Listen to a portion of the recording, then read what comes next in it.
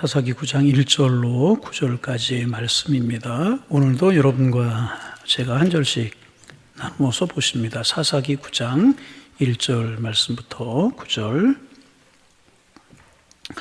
제가 1절 말씀 봉독합니다. 여룹바알의 아들 아비멜렉이 세겜에 가서 그의 어머니의 형제에게 이르러 그들과 그의 외조부의 집에 온 가족에게 말하여 이르되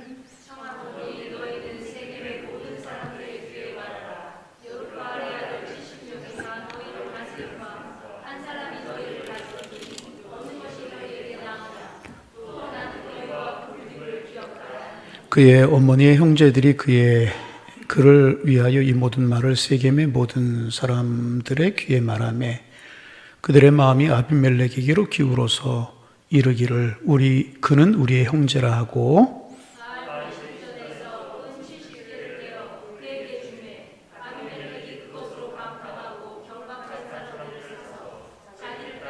오브라에 있는 그의 아버지의 집으로 가서 여룹바알의 아들 곧 자기 형제 70명을 한 바위 위에서 죽였으되 다만 여룹바알의 막내 아들 요담은 스스로 숨었으므로 남으니라.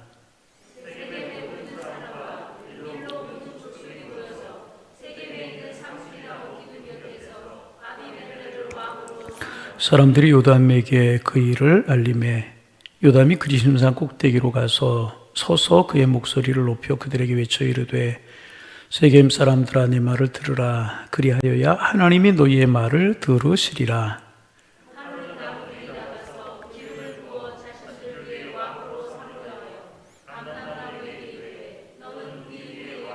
감람나무가 그들에게 이르되 내게 있는 나의 기름은 하나님과 사람을 영화롭게 하니 내가 어찌하여 그것들을 버리고 가서 나무들 위에 우쭐 대이려 한지라.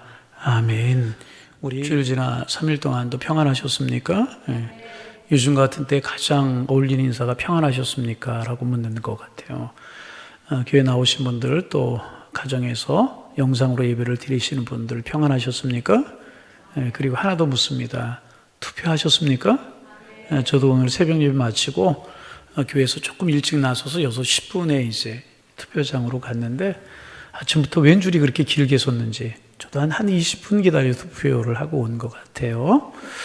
이제 투표가 끝났고 결과가 어떻게 나오든지 우리 하나님의 사람들은 결과를 겸허히 수용하고 나라 민족을 위해서 세워진 지도자들을 위해서 기도하고 나라가 주님의 은혜 가운데 든든히 서갈 수 있도록 기도하는 것이 하나님의 사람들의 책임인 것입니다. 여러분 나라 민족을 위해서 어느 때보다 기도해 주시기를 바랍니다. 하나님을 두려워하는 민족이 되고 하나님이 세워가는 민족이 되고 하나님께서 함께 하시는 민족이 되고 교회들마다 어느 때보다 깨어 기도할 수 있는 민족이 되어서 기도하는 것 참 중요합니다. 앞으로 기도해 주시기를 소망합니다.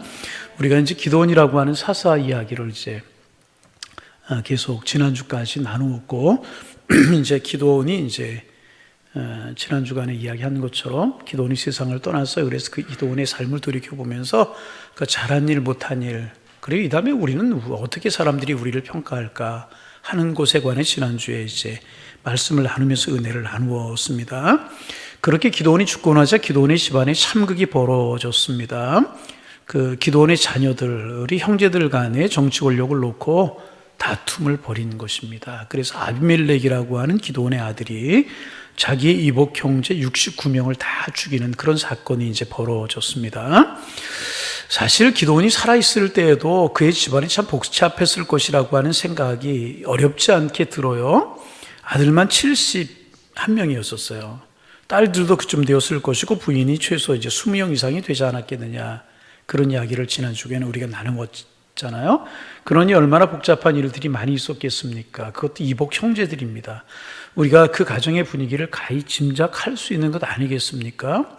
그래도 이제 기도원이 살아있을 동안에는 질서가 잡혔겠지만 아버지가 죽은 다음에는 통제가 되지 않았을 것이라는 것입니다. 큰아들도 있고 둘째 아들도 있고 셋째 아들도 있고 서열이 있었겠지만은 누가 왕이 되느냐 하는 문제에 있어서는 형도 없고 동생도 이제 없었을 것입니다. 이런 일들 이제 역사가 우리에게 잘 보여주고 있잖아요. 누구나 절대 권력에 올라감에 있어서는 양보하려고 하지를 이제 않습니다. 지금 이 기드온의 사건, 기드온의 아들들이 이런 이제 형제들을 죽이고 이런 사건이 벌어진 것은 지금부터 3100년 전에 있었던 그런 이제 일입니다. 그러니까 주전 1100년 전에 있었던 일이라고 이야기를 할 수가 있죠. 이 시기를 재정일체의 시대라고 이제 그렇게 이제 불러요. 제사장과 최고의 권력자가 하나였던 그런 시대였었어요. 그래서 고대의 이제 왕들을 보면 전부 다가 제사장들이었고 손자들이었고 이제 그렇잖아요. 재정일치 시대라고 이제 부르는 시대였었습니다. 오늘도 이제 국회의원 선거가 있었지만은 어느 선거도 마찬가지지만 대통령 선거 이런 거 이제 보세요. 대통령 짧은 기간 동안 하는데도 그렇게 야단들이고 국회의원 해봤자 4년 하잖아요. 평생 하는 것도 아니고 이제 4, 5년 하는 것인데도 그렇게 이제 야단이잖아요. 근데 왕이 됨에 있어서 그것도 왕권만을 갖는 것이 아니라 종교적인 권한을 함께 가지는 일이기에 그 권력을 차지하려고 다투는 것은요, 인간의 본능상 너무나도 어떻게 생각하면 당연한 것이라고 이야기를 할 수가 있어요. 절대 권력은 절대 투쟁을 가져오는 그러한 법인 것입니다. 지금 이제 이들이 기드온이 죽고 난 다음에 그 절대 권력을 누가 가지느냐 하는 문제로 형 동생을 가리지 않고 정말 싸움을 벌이게 이제 된 것입니다. 70명의 기드온의 아들들이 이제 권력 투쟁을 벌이는 중에 거기에 끼지도 못하던 아들이 하나가 있었습니다. 기드온의 첩이었던 이제 사람에게서 낳은 아비멜렉이라고 하는 이제 아들이었는데, 이 아비멜렉이 가만히 보니까 자기는 왕이 될 후보에도 들지 못한다는 거예요. 왜냐하면 자기 어머니가 첩이었고 서출 출생이었기 때문에 후보에도 들지 못하는 것입니다. 그래서 그는 평생 서름을 받고 살았는데 왕이 되는 후보에 들지 못하는 것이 너무나도 억울하여서 이제 아비멜렉이 이제 음모를 꾸하게 이제 되는 것입니다. 그의 어머니의 고향이 어디냐 하면 세겜이라고 하는 곳이었는데, 세겜으로 가서 세겜 사람들을 모아놓고 하소연을 이제 하는 것입니다. 나는 우리 어머니가 첩이라는 것 때문에 왕이 될 후보에도 들지 못합니다. 내가 뭐가 부족합니까? 우리 몰라 이야기하면 이제 실력이 부족합니까? 인물이 부족합니까? 인품이 부족합니까? 아마 그런 얘기를 했을 수도 있죠. 첩이라고의 아들이라고 한 하나이기 때문에 후보도 되지 못하니까 이런 억울한 일이 어디에 있습니까? 그런데 방법이 하나가 있기는 있습니다. 여러분들이 저를 밀어주시면 제가 정변을 일으키겠습니다. 정변을 일으켜서 형들을 다 몰아내고 왕이 될 것입니다. 그러면 우리 어머니의 고향인 이 세겜 당신들에게 특혜를 주겠습니다. 우리를 말하면 장관도 주고 차관도 주고 뭐 고위공직에도 앉게 해주겠습니다. 이제 그렇게 이야기를 이제 한 것입니다. 그래서 세겜 사람들이 은 70개를 모아가지고 아비멜렉에게 이제 주고, 아비멜렉은 그것으로 불량배들을 이제 깡패들을 고용하게 이제 되는 것이, 자객들을 고용한 것이다. 그렇게 이야기를 할 수가 있죠.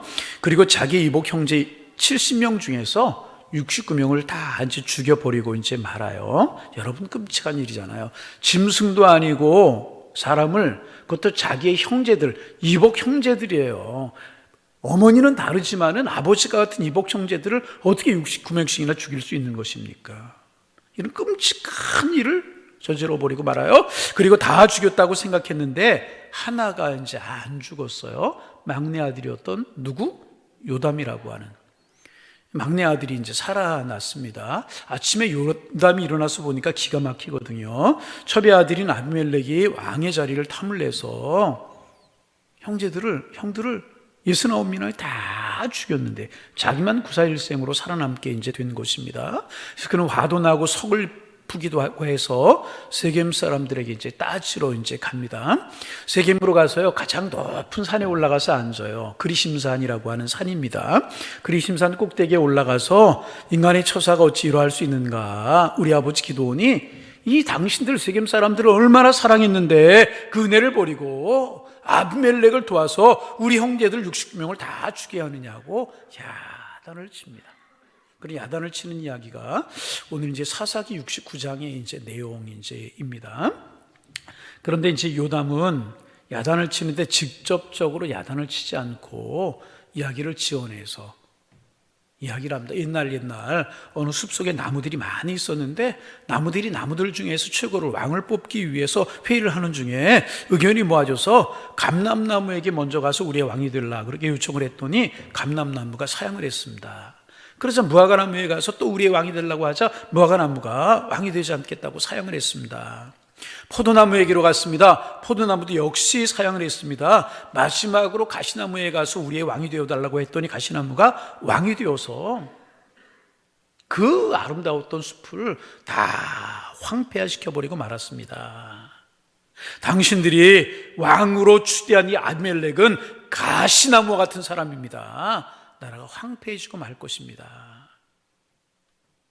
그런 이야기를 하는데 이제 그렇게 나무들 이야기로 우화를 지어서 이야기를 하고 이제 있는 것입니다. 그래서 이제 신학자들은 이 사사기 9장에 있는 이야기를 요담의 우화다. 뭐라고요? 요담의 우화다. 그렇게 이야기를 하기도 하고 어느 숲속 이야기다. 그렇게 이야기를 하기도 이제 합니다. 그런데 사실 이 이제 요담의 우화 숲속 이야기를 가만히 묵상을 하면 이 요담의 우화는 우리들 이야기이기도 이제 한 것입니다. 감람나무, 그 다음에 무화과나무, 포도나무, 가시나무 이제 이런 나무가 등장하는데 이 나무들은 감람나무 같은 사람이 있고 무화 같은 나무 같은 사람이 있고 포도나무 같은 사람이 있고 가시나무 같은 사람이 있다는 이야기를 그래서 이제 비유해서 이야기하고 이제 있는 것입니다. 다시 직접적으로 이야기하면 여러분과 저도 이 나무 중에 어떤 나무처럼 살아가고 있다는 것입니다. 이 시간 이 말씀을 나 자신에게 적용하면서 이제 이 말씀을 우리가 깊이 묵상해 보는 시간이 되기를 이제 원합니다. 그래서 오늘은 첫 번째 나무를 묵상하려고 이제 그래요. 첫 번째 나무가 뭐라고요? 다시 첫 번째 나무가 뭐라고요? 어느 나무가 나온다고요? 감람나무, 그 다음에 무화과나무, 그 다음에 포도나무, 가시나무 다 특징이 있는 그런 나무들입니다.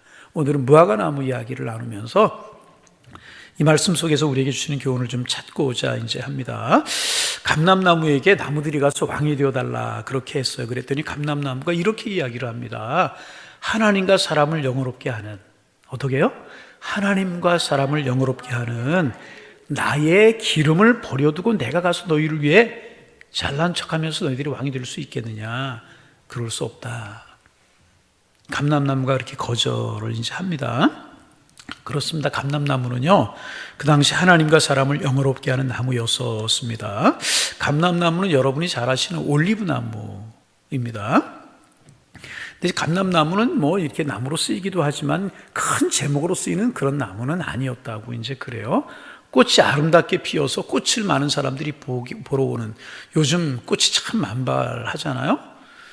저도 이제 저희 아내와 함께 어제 아침에 오늘 아침에 이제 조금 시간이 새벽 예배 마치고 이제 필봉산에 올라갔더니 오늘은 사람이 얼마나 많은지 우리 교인들을 몇 분이나 만났어요. 제가 변장을 하고 왔더니 잘 몰라보더라고요. 그래서 제가 변장을 풀고 먼저 인사를 하고 이제 그랬는데 개나리 진달래는 벌써 다 진 것 같아. 벚꽃이 활짝 피고 이제 지기 시작하는 것 같은데 참 아름답더라고요. 근데 감람나무는 그렇게 꽃이 화려한 그런 나무도 이제 아닙니다. 그런데 이제 감람나무의 최고의 장점은 뭐냐 하면 그 나무의 열매에서 나오는 기름이라고 이제 그래요. 지금도 올리브 기름은 아주 귀한 기름으로 많이 애용되고 이제 있어요. 이 올리브 나무가 많이 재배되고 올리브 기름이 많이 나오는 그리스 뭐 이런 나라, 이스라엘도 굉장히 많고 그런데 가보면 이 올리브 나무가 많이 심겨져 있어요. 그런데 그런 나라에 가서 보면 식사 시간에 꼭 이렇게 이제 올리브 열매가 올라와요. 뭐 이제 절인 것도 나오고 그냥 나오는데 참 그 사람들이 많이 먹어요.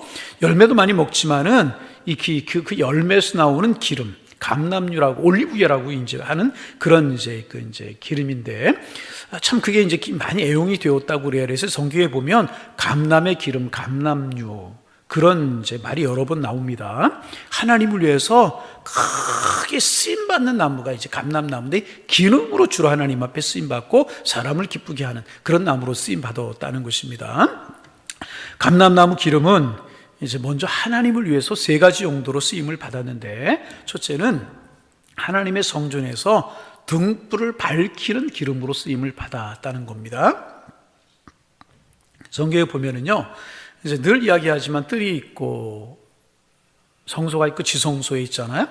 성소에 들어오면 그 성막에 두 개의 불이 항상 타오르고 이제 있었어요. 하나는 뭐냐 하면 하나님의 임재를 증거하는 등불.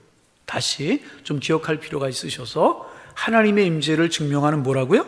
등불, 하나님은 살아계시다라고 하는 것을 보이는 등불이 있고, 다른 한쪽에는 성도들의 기도를 상징하는 향불이 있었다는 거예요. 그래서 성막에는 항상 두 개의 등불이 있었어요. 하나는 뭐라고요? 등불이고 기름인데, 등불은 하나님의 임재를 상징하는 거였고, 향불은 뭐라고요? 성도들의 기도를 상징하는 것이었다. 그런데 이 등불과 향불이 항상 성전에는 켜져 있었어야 됐다는 거예요. 꺼뜨려서는 안 됐다는 것입니다. 그런데 이것을 누가 하느냐? 제사장들의 임무였다는 거예요. 그래서 제사장들은요, 늘 향불과 등불이 꺼지지 않도록 시키는 것이 두 업무였었어요.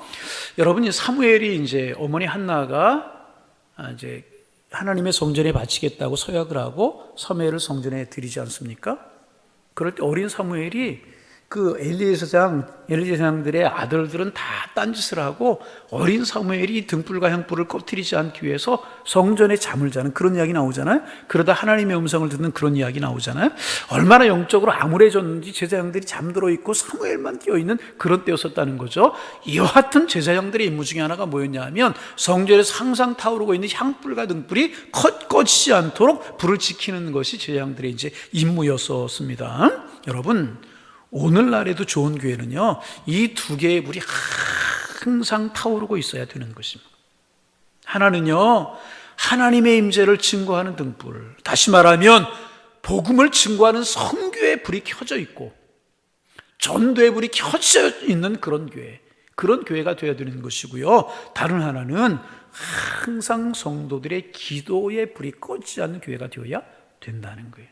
그래서 이 등불과 향불이 꺼지지 않는, 여러분, 우리 교회를 생각해 보시길 바랍니다. 복음 전도에 열정이 있는가, 선교 열정이 있는가, 기도하는 일에 열정이 있는가. 이 두 가지 불이요, 항상 교회는 꺼지지 않아야 돼요. 구약 성경에 성막에는요, 항상 이 두 가지 불이 타오르고 있었고요. 제사장들의 임무가 뭐였는가? 이거 꺼뜨리지 않은 거예요. 제가 할 일이 뭔가? 우리 성도들의 기도가 꺼지지 않고 우리 교회 복음 증거와 선교의 불이 꺼지지 않도록 늘 말씀을 전하고 복음을 전하고 늘 이렇게 독려하고 하는 게 제 사명이고요. 우리 성도님들은요, 이 두 가지 등불을 켜기 위해서 늘 힘써야 되는 것이라.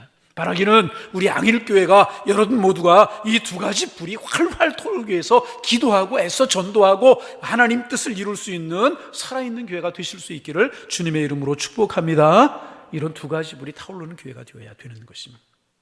그런데 향불은 그렇게 큰 문제가 되지 않았다고 그래요.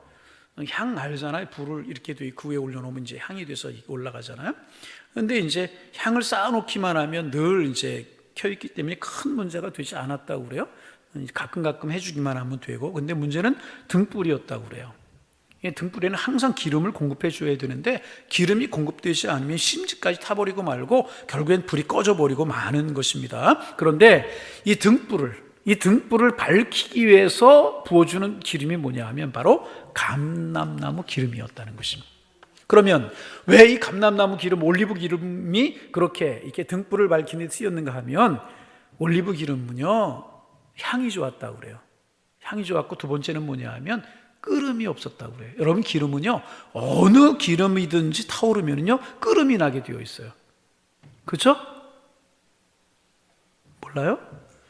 끓음이 나게 되어 있어요. 항상 끓음이 나게 되어 있고, 어떤 것들은 석유나 이런 것들은 타게 되면 아주 지독한 냄새들이 나고 이제 그러잖아요. 근데 올리브 기름은요, 향이 좋고 끓음이 없기 때문에 하나님의 성막에서 항상 불이 타올라야 되잖아요. 그런데 고약한 냄새가 나거나 끓음이 나면 어떻게 성전에서 등불을 켤 수가 있겠습니까? 그런데 올리브 기름은, 이 감람나무 유는 끓음도 없고 향이 좋기 때문에 성막 안이 지저분해지지 않고 늘 좋은 냄새가 날 수 있었기 때문에 하나님의 성전에서 등불을 밝히는 곳에 쓰이는 것이 올리브 기름이었다고 이제 그래요.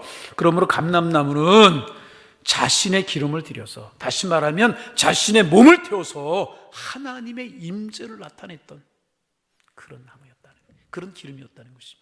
어느 성도가 좋은 성도냐, 어느 교회가 좋은 교회냐, 나는 죽고 하나님의 이름이 영화롭게 되고 내 자신이 들여져서 내 자신이 쪼개져서 하나님이 존귀하게 드러날 수 있다면 좋은 교회는 좋은 교회가 될 수 있다는 거예요. 감람나무가 그렇게 쓰였다는 거예요. 두 번째, 감람나무, 이 올리브 기름은, 감람나무 기름은 제사에 사용이 되어졌다고 이제 그래요. 레위기 2장에 보면 우리가 레위기를 보면 이제 하나님 앞에 드리는 제사 종류가 5가지 있잖아요. 번제, 소제, 속죄제, 속건제, 화목제 이렇게 5가지가 이제 있어요. 그 중에 이제 번제는 짐승을 잡아서 각을 떠서 이제 드리는 제사가 번제고, 불을 달라서, 소제는 뭐냐 하면 곡식으로 이제 드리는 그런 제사가 소제였었어요. 곡식으로 떡을 만들어서, 오늘 빵을 만들어서 이렇게 태워서 하나님 앞에 드리는 제사가 소제였었습니다. 그래 떡을 만들려고 하면 밀가루나 혹은 보리가루를 반죽해야 되는데, 반죽을 하면서 여러분 우리는 물로 주로 반죽을 하잖아요. 근데 이제 이때 반죽을 하면서 하나님의 성전에 드려지는 소제에 쓰여지는 이 떡과 빵은 무엇으로 반죽을 했냐 하면 올리브 기름을 섞어서 반죽을 했다고 이제 그래요. 그래야 이제 반죽이 잘 되고 향이 좋기 때문에 올리브 기름으로 반죽을 했다는 거예요. 여러분 한번 이제 여자분들 집에서 빵을 만들거나 그럴 때 한번 올리브 기름을 한번 섞어서 한번 반죽을 해보세요. 그래서 이 감람나무 기름은, 감람나무 같은 사람은 자신의 몸을 들여서 다른 사람을 하나님 앞에 제사 드리는데 도움을 주는 그런 역할, 그런 역할을 하는 사람이 이런 사람이라고 이야기를 할 수가 이제 있어요. 그래서 이제 오늘 말씀을 준비하면 좀 생각을 좀 해봤어요. 오늘 우리의 적용을 하면 어떻게 적용할 수 있을까? 우리 하나님 앞에 이제 예배를 드리잖아요. 근데 예배를 잘 드리게 하기 위해서는요, 준비 작업이 필요하고 예배를 돕는 분들이 필요해요. 여러분이 교회에 오시면 제일 먼저 누구를 만나요? 주차장에서 주차하는 분들을 만나요. 목사님 나는 차를 안 타고 가는데요? 아니요, 차 타고 가지고 오시지 않아도 주차장에 있는 분들을 만나잖아요. 또 주차장에 만나기 전에 차량 운행하면 차량 운행하는 집사님들, 장로님들을 만나시게 이제 될 겁니다. 그런 분들 만나고, 예배실에 들어오면 안내위원 이런 분들을 만나게 되고, 예배위원들을 만나게 되고, 또 방송실에 수고하는 분들이 있고 이제 그래요. 바로 이제 우리의 예배가 하나님 앞에 이제 잘 어우러져서 잘 조화를 이루어서 드려져야 되는데, 우리 예배가 잘 조화가 이루어질 수 있도록 돕는 역할을 하는 분들이 바로 이런 분들이다. 여러분, 우리가 이제 단순히 주일날 수요 예배 때 예배 시간에 나와서 하나님 앞에 예배 드리는 건 눈에 보여지는 것 같지만은요, 사실 보여지지 않게 그 외에 봉사하는 것들이 참 많아요. 꽃꽂이로 봉사를 해야 되죠. 성전 미화로 봉사를 해야 되죠. 평일날 돌봐야 되죠. 여러 가지 일들이 많은데, 그런 일들 잘 보여지지 않지만은 하나님 앞에 아름다운 예배를 드려지기 위해서 내 자신을 헌신하고 내 자신이 쪼개지고 내 자신을 드려 봉사한 이런 모든 것들이 감람나무 기름과 같은 역할을 하는 것이다. 그렇게 이야기를 할 수가 있어요. 그래서 제사에 사용이 되고 성전의 들품을 밝히는 게 사용이 되었다. 그렇게 이제 구약 성경에 쓰임을 받았고요. 세 번째로 감람나무 기름은 다른 것을 거룩하게 하는 곳에서 쓰여졌다고 이제 그래요. 출애굽기에 보면 성막에는 여러 가지 기물들이 있었어요. 오늘 이제 교회도 강대상이 있고 마이크도 있고 여러 가지 기물들이 많이 있어요. 많이 있지만은 구약에 있는 성전에 보면 더 기물들이 많았잖아요. 물두멍도 있고 번제단도 있고 많이 있었어요. 그런데 그런 기물들에는 반드시 감람나무 기름을 바르게 되어 있었다고 그래요. 올리브 기름을. 왜 그랬는가? 그러면 썩는 것을 방지했다고 그래. 뭐라고요? 썩는 것을 방지하고 때가 잘 타지도 않았다고 그래. 그래서 이제 요즘도 이제 권사님들, 집사님들 강대 이렇게 하는 거 보면 강대상이나 이런 데 기름 걸레로 하잖아요. 무슨 기름으로 쓰이는지 모르지만 구약 성경에는 이 감람나무 기름을 발라서 이제 기물들을 닦고 이제 그렇다고 그래요. 그리고 이제 좋은 향이 나기 때문에 때가 묻지 않고 좋은 향이 나고 썩는 것을 방지하고, 그래서 감람나무 기름으로 성전에 있는 기물들을 닦았다고 이제 그래요. 그리고 이런 기물들, 성전에 놓여 있는 기물들에게만 발라지는 것이 아니라 사람들의 머리 위에도 이 감람나무 기름이 발라졌다고 이제 그래요. 구약 성경에 보면, 구약 성경에 보면 이제 머리에 기름을 부어 세우는 세 지도자가 있어. 첫째는 뭐냐면 왕이에요. 뭐라고요? 왕. 그 다음에 제사장, 선지자. 왕은 평소에는 이제 전쟁을, 백성들을 재판을 하고 전쟁이 일어나면 전쟁터에 나가서 싸움을 하는 장수였었어요. 선지자는 뭐냐 하면 하나님의 말씀을 사람들에게 전하는 사람이 선지자였었고, 제사장은 백성들의 문제를 가지고 하나님 앞에 나아가는 사람이었었어요. 그러니까 제사장과 선지자하고 구별하는 방법이 뭐냐 하면, 방향이 위에서부터 아래, 하나님께부터 인간에게는 선지자고 인간에게서 하나님께는 이것은 뭐냐? 제사장이었다는 것입니다.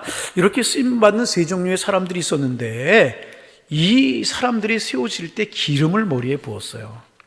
머리에 기름을 부었는데 그때 쓰여진 기름이 무슨 기름이냐?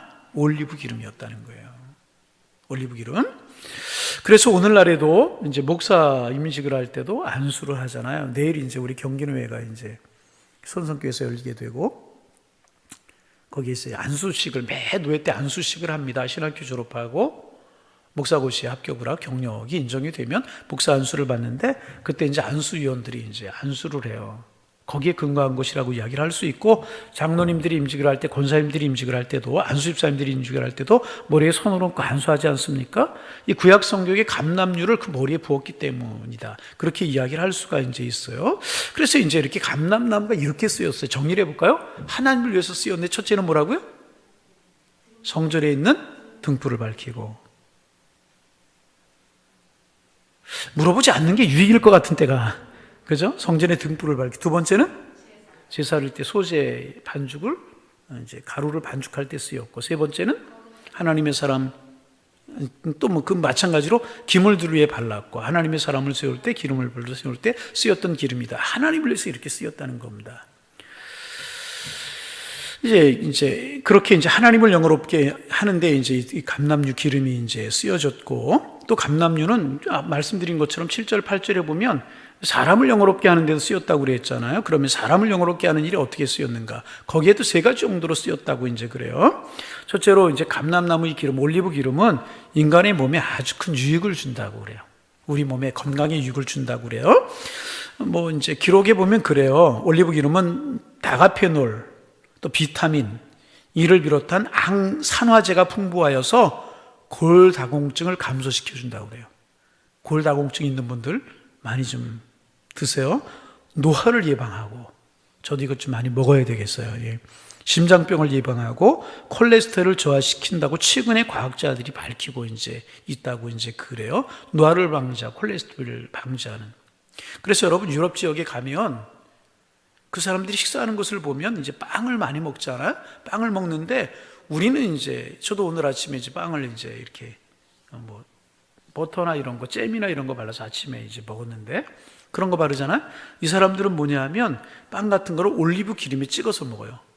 드레싱이라고 그래요? 야채 같은 거 뭐 할 때도 이제 올리브 기름을 많이 먹고. 처음에 몰랐어요. 그쪽 이제 성지순례를 하면서 그쪽에 이제 그리고 또 그렇게 올리브 그 열매 이렇게 절여서나 이렇게 나오고 식사 시간에 몰랐어요. 그런데 이게 몸에 좋으니까 이렇게 먹는다는 거예요. 그래서 몸에 들어 소화가 되면서 인간의 몸에 이렇게 좋은 영향을 주는 것이 감람나무 열매다. 기름이다. 사람에게 유익을 주고, 두 번째로 사람에게 유익을 주는 것은 뭐냐 하면 그 당시에 소독약으로 올리브 기름이 쓰여졌다고 이제 그래요. 말씀드린 것처럼 서두에 3100년 전의 일이었다고 말씀을 드렸어요. 의약품이 뭐가 있었겠어요? 별로 없지 않았겠습니까? 그래서 자연에서 이제 의약품들을 많이 채취해서 사용했을 것이라고 생각이 이제 되는데, 벌레에 물렸거나 이제 상처가 났을 때 이 감람나무 기름을 바르면 소염제 역할을 하기도 했다고 이제 그래요. 우리가 어려서 벌레에 물리거나 상처가 나면 어머니나 할머니들이 된장도 발라주기도 하고, 뭐 어떨 때는 침을 발라주기도 하고 막 그랬잖아요. 이 민간요법이었잖아요. 이 당시 민간의약품 역할을 했던 것이 바로 이 감람나무 소염제 역할을 한다. 그렇게 쓰임을 받았다고 그래요. 그래서 이제 건강에 유익을 되고 상처난데도 유익을 주고, 또 하나는 뭐냐 하면 여인들의 화장 기름으로도 사용이 됐다고 그래요. 화장 기름. 옛날에 저희 어머니가 이제 머리를 길게 기르시고 쪽을 틀고 그러셨거든요. 그때 이제 쪽을 머리를 빗고 그럴 때 천빗이라고 하는 걸 쓰셨고, 그 다음에 이제 기름을 바르고 이렇게 발라서 이렇게 머리를 붙이고 그러셨는데, 뭐, 하여튼, 무슨 동백기름? 동백기름. 맞아요? 마스크를 썼지만 고기는 끄덕거릴 수 있잖아요. 맞아요? 잘 모르면 말고, 뭐, 하여튼 뭐. 근데 이제 이쪽 지역, 이스라엘, 특별히 이스라엘이라든지 이쪽 지역은 저온 지역이잖아요. 땀이 많이 나잖아요. 물이 귀하기 때문에 잘 씻지를 못해요. 그러면 이제 사람을 만날 때, 특별히 사랑하는 사람을 만나러 갈 때 냄새가 날 수 있잖아요. 그때 걱정이 되면 감람나무를 몸에 머리 한두 방울씩 떨어뜨렸다고 그래. 그러면 좋은 향기가 날 수 있도록 화장기름으로 이렇게 이제 쓰이기도 했다고 이제 그래요. 이렇게 이제 감람나무 올리브 기름은요, 감람나무 기름은 자신의 몸을 녹여서 다른 사람의 건강을 세우는데 사용이 되었다는 것입니다. 상처난 곳을 치유하는 치유제가 되고, 아름다운 향기가 나게 하고, 몸에 좋은 영향을 주고, 자신의 몸이 녹아져서 자신의 아름다움이 아닌 다른 사람의 아름다움을 추구하는 화장품으로 사용이 이제 되었다고 그래요. 그런 여러분, 이 감람나무 기름이 얼마나 아름답고 귀한가 그런 생각하게 되잖아요. 그래서 오늘 성경에 보면 나의 기름은 하나님과 사람을 영화롭게 한다. 다시 감람나무 기름과 하나님과 사람을 영화롭게 한다. 그렇게 이제 기록을 하고 이제 있습니다. 우리 교회가 이제 참 올해가 20주년이 되는 참 뜻깊은 해인데, 그래서 많지는 않지만 몇 가지 행사를 기억했는데 이 코로나라고 하는 것 때문에 이제 행사가 좀 어려울 것 같다는 생각이 좀 들어요. 20주년이 되면서 많은 생각을 하게 이제 됩니다. 우리 교회가 개척할 당시만 해도 교회가 붕하는 세대는 이제 지났다, 그런 이야기들을 참 많이 했어요. 교회가 이제 어떤 분 그런 참 그게 이제 긍정적인 말인지 부정적인지 모르겠는데, 오산에 양일교회가 얼마나 클까? 어떤 분 솔직하게 저한테 그러더라고요. 2, 300명 되는 교회 될까? 그렇게 생각을 하셨던 분도 있다고 이제 그래요. 근데 뭐 벌써 이제 그 앞에다가 일자를 더 넣어도 될 만큼 그 이상으로 성장을 했잖아요. 하나님이 하셨죠. 누가 하셨어요? 하나님이 하셨어요. 하나님이 하셨어요. 그런데 여러분, 우리가 잊지 말아야, 하나님이 하셨다는 거 우리가 잊지 말아야 되는데, 우리가 잊지 말아야 될 것은 뭐냐 하면, 이렇게 그래도 교회가 교회다운 역할을 감당할 만큼 되기까지 이렇게 된 거, 그래도 이런 분들이 계셔서 그래. 이른도 없이 빚도 없이 희생하면서 녹아진 감람나무 기름처럼 자기를 드러내지 않고 가루에 들어가고 사람의 몸에 들어가고 기름병에 들어가 자기를 태우고 자기가 녹아서 없어짐으로 사람을 세우고 하나님을 영화롭게 했던 이런 성도들 때문에, 지금 돌이켜보면은요, 각 분야에서 이런 분들이 얼마나 많았는지 몰라요. 나오시면 쓸고 닦고 그런 분들이 있는가? 눈물로 기도하는 분들이 계시고, 절대로 이런 분들은 목소리 내지 않아. 이름도 없이 빛도 없이. 요즘도 오늘 안 나오신 것 같아서 제가 말씀드려도 괜찮을 것 같은데, 어제도 제가 새벽 예배 끝나고 이제 한 6시 한 30분 됐나요? 나가는데 3층, 지하 3층이 불이 켜 있어요. 그 지하 3층에는 불이 별로 켜 있지 않거든요. 그래서 3층에 누가 계세요? 제가 이 지하 2층에서 물었더니 어떤 집사님이, 목사님 저예요. 그리고 어느 분이 대답하시니 남자분 집사님이 한 분이 자 3층 정리하고 청소를 하고 계셔요. 근데 제가 볼 때 밖에서 몇 번 뵀거든요. 이름 이렇게 새벽 예배 끝나면 꼭 계단 청소를 하시고. 아멘도 안 하네. 아니. 할렐루야. 그분이 언제부터 시작했는지 몰라요. 어제 또 그저께인가요? 나가다 보니까 주차장에서 빗자루를 들고 다니시더라고요. 새벽 기도 끝나고. 여러분, 참, 어떤 분이 이제 저한테 그런 얘기 하셨어요. 목사님 참 복이 많으십니다. 왜요? 꼭 필요할 때 필요한 사람을 하나님께서 교회에 보내주시네요. 제가 복이 많은 게 아니라 우리 교회가 복이 많은 것이고, 하나님이 기뻐하는 교회니까. 그런데 여러분, 참 그렇게 아무도 알아주지 않지만, 묵묵하게 자기 역할을 감당했던 무명의 성도들. 응? 자기에게 꼭 필요한 물질이지만 하나님의 교회와 주님의 사역을 위해서 아낌없이 드렸던 그 성도님들, 일일이 소개할 수 없지만은요, 참 많아요. 이런 분들의 눈물과 피와 땀이 있었기 때문에 하나님의 교회가 든든히 서가는 것 아니겠습니까? 하나님은요, 이름 없이 눈물을 흘리고 땀 흘리신 그분들의 수고 헌신을 기억할 줄로 믿습니다. 감람나무 기름과 같은 그런 분들이라. 참 우리 교회 그분들 지금도 있잖아요. 지금 서울에 신앙생활 잘하고 연세 많으시지만 권사님과 아드님, 며느님, 자녀들. 우리 교회가 개척한다고 사람이 누구 있어요? 서울에서 매주 우리 교회가 어느 정도 설 때까지 와서 헌신해주고 봉사해주고 물질을 들여서, 그게 쉽겠습니까? 그런 분들이 있었기에 이만큼까지 설 수 있었다는, 감람나무 같은 분들이다. 여러분, 우리 그런 분들이 있었기에 우리 교회 이만큼 세워졌고 기독교 역사가 이만큼 올 수가 있었으면 기억하고, 우리도 감람나무 기름과 같은 역할을 감당할 수 있는 하나님의 사람들 될 수 있는 그런 기도와 그런 헌신과 그런 믿음 있어질 수 있기를 주님의 이름으로 축복합니다. 나를 드러내지 않고, 나를 과시하지 않고, 나를 알아달라고 외치지 않는 사람. 참 그런 얘기 듣고요, 말씀할까 말까 망설이다가 하게 되는 참 마음이 아팠어요. 항전기 선거 앞으로도 있을 거고 이제까지 있었지만 왜 하는 거예요? 하나님 앞에 헌신하기 위해서, 더 잘 섬기기 위해서 항전기 선거 하는 거잖아요. 어떤 분이 그랬대요. 이번에도 나 장로 되면 하나님이 이 교회라고 있으라고 그러는 거고, 안 되면 떠나라고 그러는 거라고. 여러분, 이게 믿음이에요? 이게 신앙이에요? 우리 신앙의 수준이 이 정도뿐이 안 되는 거냐. 참 마음이 아프고, 그렇게뿐이 목회를 못했나 하는 생각이 들 때가 있어요.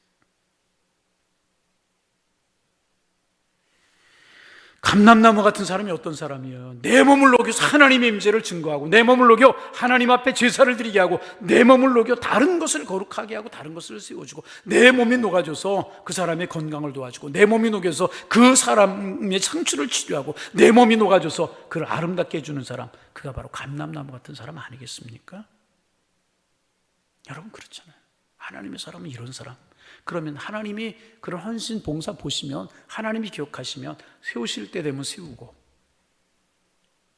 높일 때 되면 높여주시는 것이고, 인도하실 때 되면 인도하시는 것 아니겠습니까? 이게 하나님의 사람.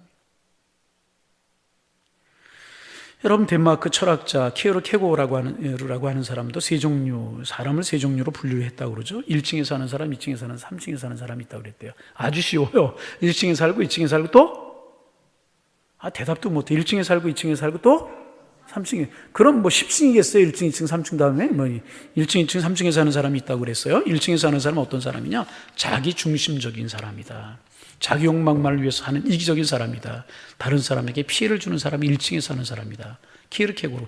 우리도 할 수 있는 이야기인데, 유명한 사람이 이야기하면 그런 것 같아요. 2층에 사는 사람은 어떤 사람이냐?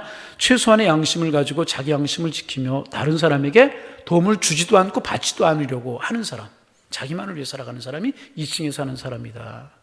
3층에 사는 사람이 있다고 그랬어요. 3층에 사는 사람은요, 하나님 중심으로 사는 사람으로 하나님을 사랑하고 이웃을 섬기며 사랑하며 사는 사람이다. 이렇게 이야기를 했어요. 우리가 많이 들은 이야기죠. 거미와 같은 사람이 있고 개미와 같은 사람, 꿀벌과 같은 사람이 있다. 이게 누가 한 이야기냐 하면 영국의 철학자였던 베이컨이라고 하는 사람이, 누구? 베이컨이라고 하는 사람이 한 사람이 이야기한 건데, 이제 거미와 같은 사람, 개미와 같은 꿀벌 같은 사람이 있다. 거미는 어때요? 음침한 곳에, 아니면 곤충들이 날아가는 곳에 줄을 쳐놓고 지나가는 벌레들이 걸리면 똘똘 말아서 자기 배를 채우는 사람도 그런 사람이 있다는 거예요. 자기를 위해 사기를 치고 폭력을 휘두르고 남을 모함하고 고통을 주고 없는 얘기 만들어내고, 이런 사람이 거미 같은 사람이다. 베이컨은 그렇게 이야기했고요. 개미 같은 사람이 있다고 그래요. 근면하고 열심히 산데 성실하대요. 얼마나 근면하고 열심인지. 그런데 남에게 도울 줄도 모르고, 남을 줄 줄도 모르고, 베풀 줄도 모르고, 도움 받을 줄도 모르고, 사랑을 줄 줄도 모르고, 받을 줄도 모르고, 나 하나 똑바로 살아가는 것 같은 사람, 이런 사람이 좋을 것 같지만 이런 사람 이기적인 사람이다. 개미 같은 사람이다. 개미가 유익을 주는 거 봤나요? 그저 열심히 다니는데 뭘 교육이 위협잖아요. 그런가 하면 세 번째는 꿀벌 같은 사람이다. 여러분 많이 들으신 이야기 아니겠습니까? 열심히, 얼마나 꿀벌들이 열심히 날아다녀. 그죠? 왔다 갔다 날아다니잖아요. 그런데 그래서 꿀을 그렇게 모아요. 그렇게 모으는데 그 꿀을 누구에게 줘?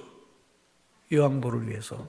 그리고 사람들에게 주는, 다른 사람에게 내어주는, 다른 사람에게 유익을 끼치는 꿀벌 같은 사람이 있다. 그렇게 이야기를 했어요. 여러분은 어디에 속하다고 생각하세요? 우리는 이런 이야기 들으면 이야기를 자꾸 다른 사람에게만 적용하려고 그래요. 아니, 나에게 적용을 해.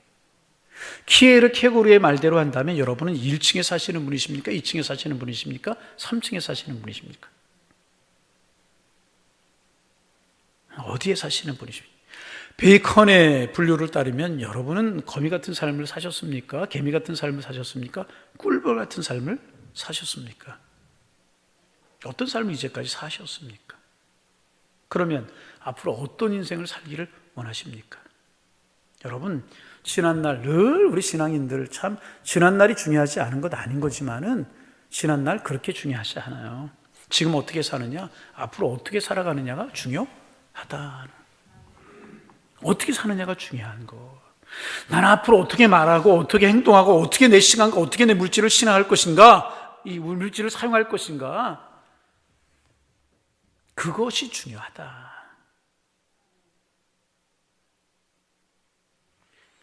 제가 언젠가는 주일 낮예배 시간에 이야기를 한번 이제 하려고 이제 말씀을 쭉 준비하고 있는데, 권사님이 한 분 계신데요. 제 다음에 이제 설교 예화에 나오면 그때 한 설교 예화구나 그렇게 들으세요. 권사님이신데 재산이 많대요. 근데 이분의 취미가 뭐냐면 수석을 모으는 거래요. 수석이 뭐예요? 돌을 모으는 거래요. 재산도 있고 시간도 있고 그러니까 좋은 돌 모아가지고, 취미가 뭐냐면 돌 닦는 거, 수석 좋은 거 수집해서 닦고 그러는 거. 이분이 이제 집사님 때 있었던 일인데, 어느 날 소파에 앉아가지고 좋은 수석을 돌로 닦고 있는데 갑자기 하나님께서 말씀하시는 것 같더라고요. 너 지금 뭐 하고 있냐? 어제 뭐 했냐? 어제 돌 사봤고요. 오늘 돌 닦고 있습니다. 내일은 뭐 할 거냐? 마땅히 내일 돌 닦아야죠? 그런 생각이 들더라는 거예요. 내가 뭐를 위해서 살아간다 생각해 보니까 돌 구하고 돌에 취미 붙여가지고 수석 모으는 거 외에는 할 일이 없다.